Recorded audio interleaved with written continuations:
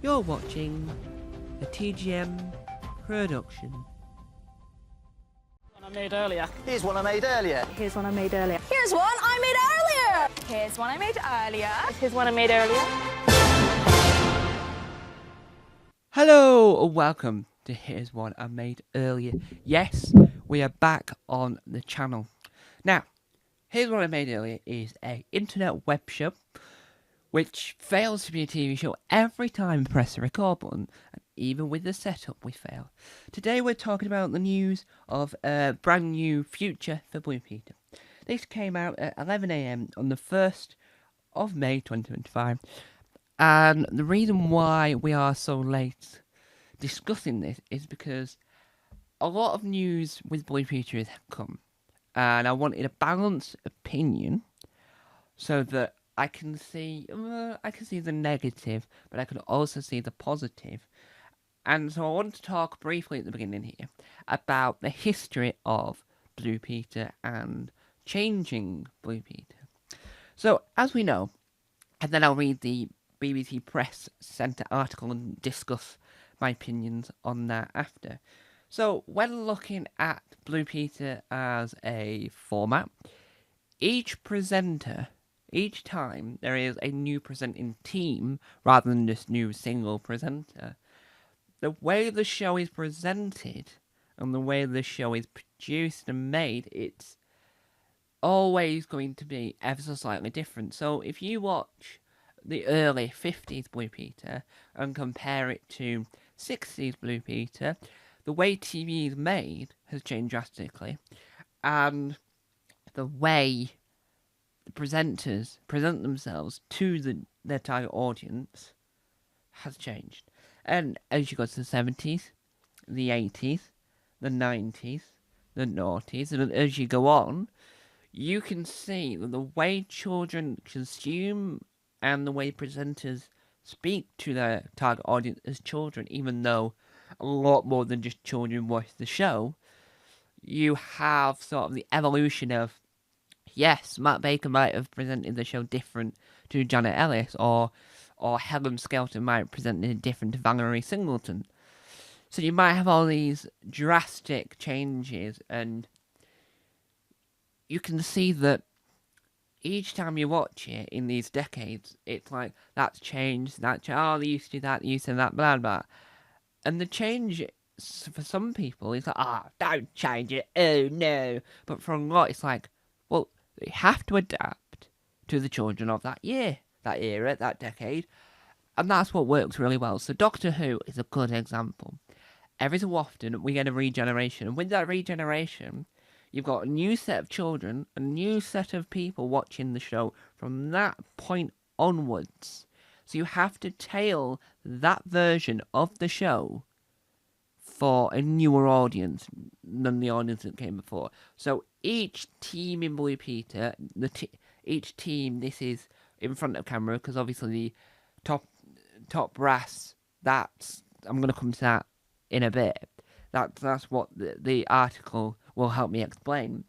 So you sort of then go, right, so when I watched it as a child, this, and this were the thing, but now it's not, because at that point, children were into this, and this, but not anymore. So, as children's TV steps away from being its main competitor is broadcast and streaming, which I'm on the campaign of getting back to terrestrial TV, you sort of then have to adapt in a new way. So, when I was younger, I'm young, but when I was younger, we had obviously the BBC iPlayer was coming through, that YouTube was still in its infancy, and there wasn't no mention of a Netflix or whatever. So watching Blue Peter at that time, you sort of felt like you're watching Blue Peter Evolved, but in a more of a jazzy up, brighter, more HD environment, and you learn stuff that about the death of VHS and the birth of DVDs, and it sort of, the program developed, and then when it moved to Media City, it developed further, because at that point, Media City was going to be the haven for entertainment on British TV, mainly for me, CBBC wise. So you have like sketches on DNN, definitely not Newsround, in Media City, and you know all these things. And Blue Peter then created You Decide and all this. And the change was a positive aspect of the show. And that's what you got to look at here. This is what you've got to think about. When you think of Blue Peter, you have to think it's the longest running children's show in the world, and it has to adapt. Whereas Play School in Australia, that's the second longest running children's show in the world, that's got sort of adapt, but keep it so that its core audience is there. With Blue Peter, because it's a magazine show, it's got more of a broader appeal. So people are watching Blue Peter their entire lives, and because it's not really like children, if you think of CBeebies, it's not that aspect. It's more of a mature type environment. So the presenters treat the kids like they would do adults. So as an adult, you could watch Blue Peter and get the same experience as you would as a child, but the child would love it even more because it's aimed at them and there'll be more aspects. So there's certain people that get on the show and certain segments that, for me, I don't understand, but as a child, they would understand. So I was watching Blue Peter yesterday because today's date is the 28th of June 2025 at 10:19 a.m. And I watched it last night and there was the Women's Euros special. Now, the summer broadcasts for Blue Peter are always fascinating to me because you've got in studio, which people love, and you can do so much, but out and about, you've got, the other week it was Monkeys. 1 week, well, this week was the football, and you got to go to the stadium, and you got to, it was like a massive Blue Peter package. What I mean by that is that the VTs that they cut to, it was one of them. And I think having the studio for the winter and for certain shows, brilliant, works. But what I quite like about the summer is that they're trying to get kids active and out and about. So showing the places that the Blue Peter badge gets you in for free is a clever idea, but then also utilising major events like, for example, the Women's Euros. And what I quite liked about that special last night is that Scotland never made it through to whatever it is. I don't know anything about football, so I'm just going to go, because Scotland aren't in the Women's Euros, Wales and England isn't, but because United Kingdom has Blue Peter, Scotland, Wales, and Scotland, Wales, Northern Ireland, and the UK, England have Blue Peter. I don't know about any other country. I don't know about anything else.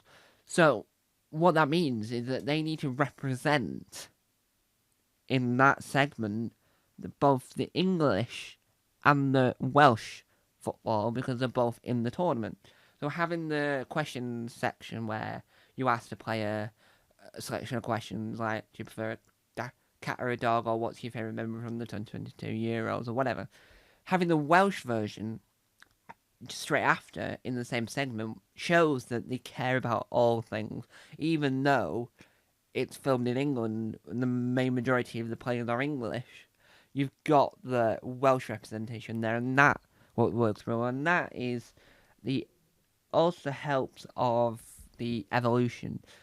And for years and years, every time you watch Blue Peter, it's different. Not every time, but it's like every decade. Every time there's a new presenting team, every time there's new camera operators, every time there's new people working behind the scenes of Blue Peter, every time there's new controllers, editors, people that run the show. And that's what makes it really good. Now, the negativity that one area might have caused, that if you really think about it, now that you've had a couple of months to think, well, what does that mean for the future? You sort of look at it in a positive light. So, at the beginning, when they announced that they were doing no more live episodes of Blue Peter, and it was final, the way it was brought to everyone's attention wasn't the best way possible. The BBC could have made a press release on the BBC Media Centre to make sure that everything was cleared up and make sure everything that... So, like, there was certain videos that was shared about that, even though I thought, and many people thought that the way that information was presented by that certain video, the information not always correct. So, what I think is that they should have made the information clearer and delivered it in a better way instead of the way it happened. And what the news was the stopping of live Blue Peter episodes. Now, negativity-wise, yes, it was sad, and yes, it does mean that the presenters lose the aspect of live and things going wrong and trialing out things and all this, that, the other. But with having it not live, as people pointed out to me, which helped my generate an argument and generate my opinions and thoughts on the matter, is that we get more Blue Peter. You get more episodes, you get more filmed, and you get a chance to say, right, so if we film 2 shows in the studio this week, it means that we can then spend the next 2 weeks going out and filming 5 or 6 or 3 or 4 packages so that we can have more segments for the next episode. And that's what really works, is that not only do you have new segments, not only do you have more VTs and more challenges and more activities, you also get to have Blue Peter on all the time, but you know that the presenters are having holidays and having time off and not just constantly working on this show. And it's like the one show, they have a break for summer, but because you can bulk film Blue Peter now, in a sense of film all the studio bits in advance, if you're going to film in the studio or film bits in the garden or whatnot, and then go out and film all the extras during those weeks so that you've got a program ready. And I think that works. So even though it's no longer going to be live, the pre-recording method still works. And a lot of your favourite moments, not without realising, were pre-recorded. Like the one that I keep on mentioning, I mentioned once on this channel, and Albert Thorpe mentioned in a stand-up routine, which I always think is brilliant. And now knowing it's pre-recorded, it's like, why would you leave that in? But then it's genius that they left it in, was Lulu the elephant plopping all over the floor. That, in the sense, worked really well, because it's like, you made it look live, because enough people, including myself, thought it was live, but then when find out that it was pre-recorded, it's like, wow, that's brilliant. And that's the type of thing that you want going forward. You want these aspects of knowing that things can still go wrong, and if it's still pure gold, you can leave it in. If it's not, take it out. And so, really, it's a positive thing, right? Even though initially it might sound negative, and you can see the CBC themselves have gone in that route with having the live links not live, which that's the devastating bit, and that's always going to be negative. But having Blue Peter now pre-recorded only works quite well, in the sense of you get that aspect. I do apologise about that noise. You get the aspect, and don't apologise for knocking into the door, I just thought I was going to knock into the mic. You sort of get the aspect that everything's going to work really well, and it's all going to work out well in the end, and that's not a bad thing at all. And you know it initially sounds bad, but once you get the full information, once you learn what the benefits are, and once you find out the Blue Peter and shows like that aren't going anywhere, you know at that point that it's not a bad thing.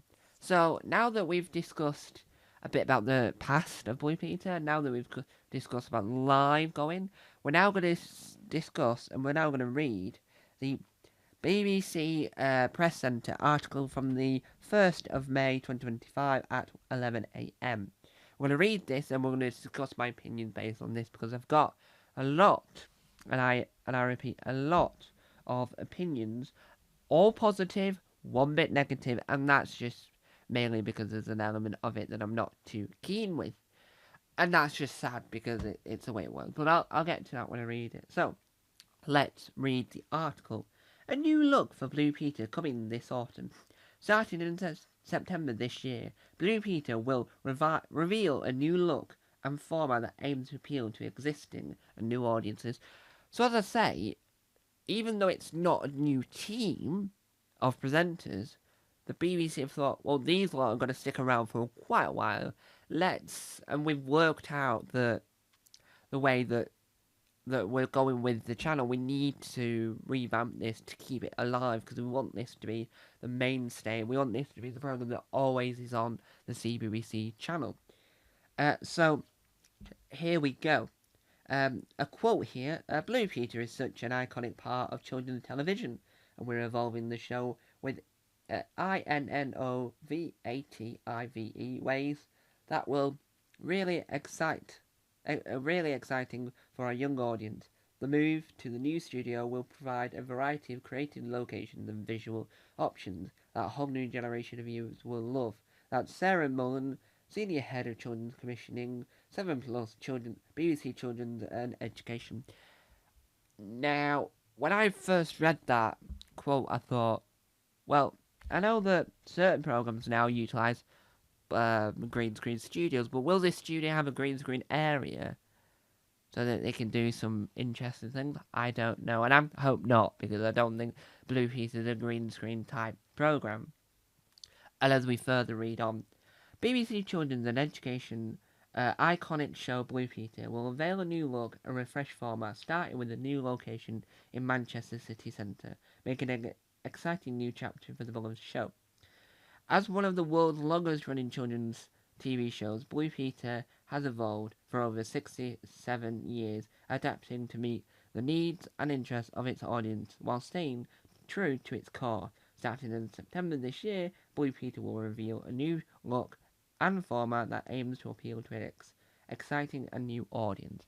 Now, the question I have is, does that mean there's a new theme tune? So, are we revamping the theme tune this time? Does that mean the title sequence will also adapt?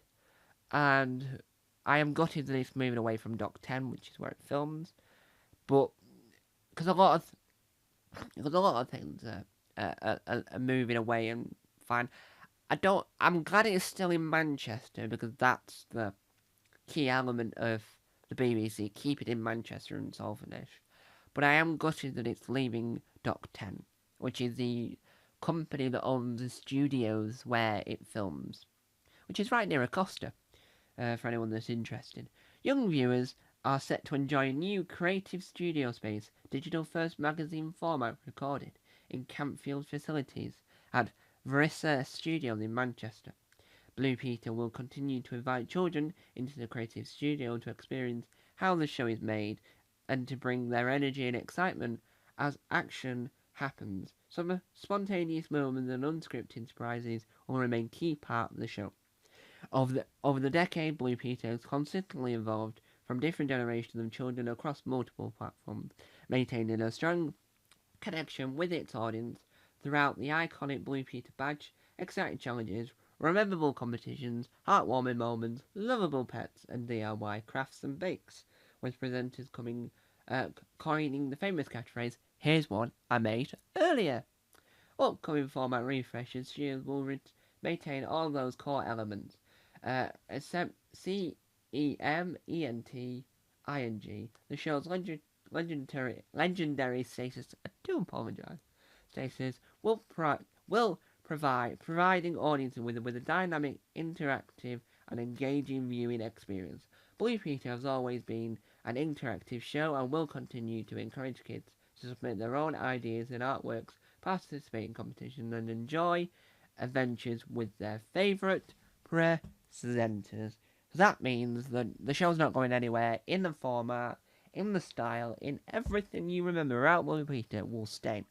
It just will be presented in a new way, look slightly new, which is a good thing. Looking new, presenting newly, great. But keeping the core elements of Blue Peter, keeping here's what I made earlier, keeping competitions, keeping badges, keeping all that, excellent, because the core lineup of presenters are brilliant, right? I know you could say that. I know if I've made this video 4 or 5 years ago, I know if I made this channel 8 years ago, I would say the same thing. Every decade I would say the Blue Peter presenters are brilliant, but what you've got to learn here is that Blue Peter, in my opinion, is a training ground for presenters, right?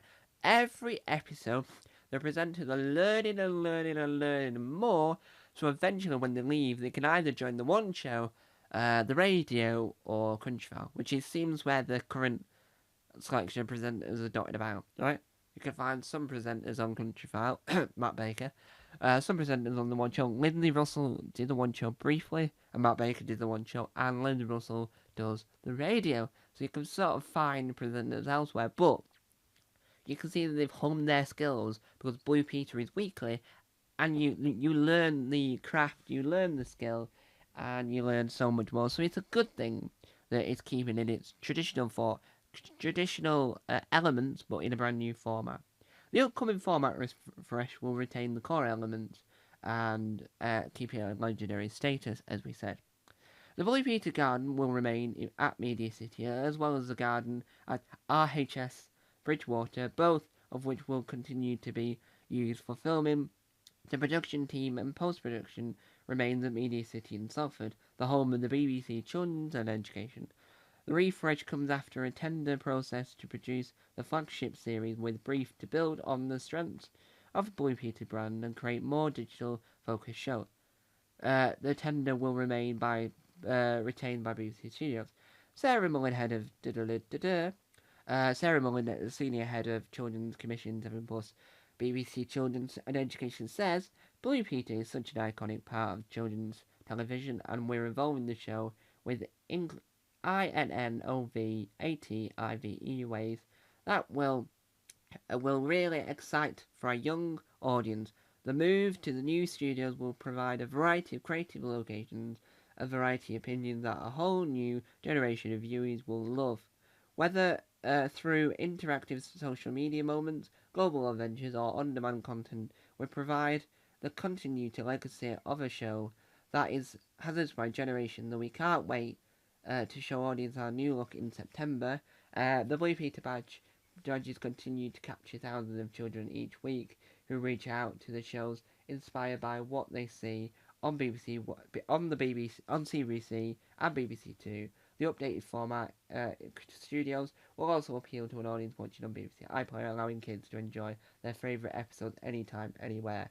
Eleanor Evans, editor of Blue Peter, says, "As a long-running children's TV show in the world, Blue Peter holds a unique place in the hearts of multiple generations. The show's enduring appeal lies in its ability to encourage and inspire children to be curious, adventurous, and imaginative. Kids celebrities, parents, and grandparents who know what Blue Peter Badge means, that you have to try your best, do something to be proud of, made something, most importantly, you've earned it." Blue Peter presenter will continue to take young audiences on exciting adventures. Recent highlights include Sheenie's exploration of India in search of tigers, Abby Cook's smashing world record for Red Nose Day, and Joel's visit to Tokyo to explore the world Pokemon, sumo wrestling, robot cafes. These exciting journeys provide an ever-expanding world of exploration and discovery for Blue Peter fans. Now, let me just reiterate. So Joel's last name, I didn't want to mispronounce it, but I'm going to spell it out. MAWHINNEY', which is Joel's. It's trying to say that he visited Tokyo. And then Sheenie's last name is spelled MUTHUKRISHANAN. I didn't want to mispronounce them, so I just didn't pronounce it because I don't want to upset anyone. Blue Peter airs Friday at 5 p.m. on CBC and BBC iPlayer, and with regular breaks during school holidays, the show will maintain a contrast of digital presence on YouTube, social media, as well as BBC iPlayer. Blue Peter is made by BBC Studios, Kids and Family Production, and for a BBC Children and Education. Now, let's talk about the BBC iPlayer. So because the show is still going to air on CBC and have reruns on BBC Two, the positive of that is what you have to look at here. What is the main issue when coming to conclusion of this? Well, around the world, around the UK, Wi-Fi speeds aren't as incredible as you would think. not every family can afford Wi-Fi. Not every family can afford good Wi-Fi, if they can afford any Wi-Fi, right? So having it still on CBC and the BBC Two means that the license fee, which you would have to pay anyway, it means that you can still watch it on TV and you don't have to worry the internet speeds won't be good enough, because having it solely on the iPlayer would remove the people that can access the iPlayer. Not everyone can access BBC iPlayer, right? BBC 4 airing some of the shows that they were added on the iPlayer that are archived things that haven't been aired for years. That means that people that can't access the iPlayer can still watch those things. And that's what Blue Peter is going to do successfully. Stay on traditional broadcast. I know that I can say that now, and then in 10 years, 5 years, 12 years, 2 minutes, 4 hours, they could announce that it's all going to be on terrestrial TV. But that isn't what Blue Peter needs. To keep Blue Peter alive, as well as Doctor Who, but mainly Blue Peter, it needs to stay airing every Friday or Thursday, or whichever day they want to move it to, at 5 PM until 5:30, a rerun on the weekend on BBC Two. That's what needs to still happen. Because it shows that the BBC care, and it means that more audience members can sit and watch their favourite presenters doing their favourite show, and people can love Blue Peter forevermore because it'll be on an accessible format for the entire family. Now, I say that, but if you really look carefully, subtitles easily fixed, right? You can play them at any time, and that works. I don't know how well it works if you've got no Wi-Fi, but from what I can gather, subtitles are easy to use. One I made earlier. Here's one I made earlier. Here's one I made earlier. Here's one I made earlier. Here's one I made earlier. Here's one I made earlier.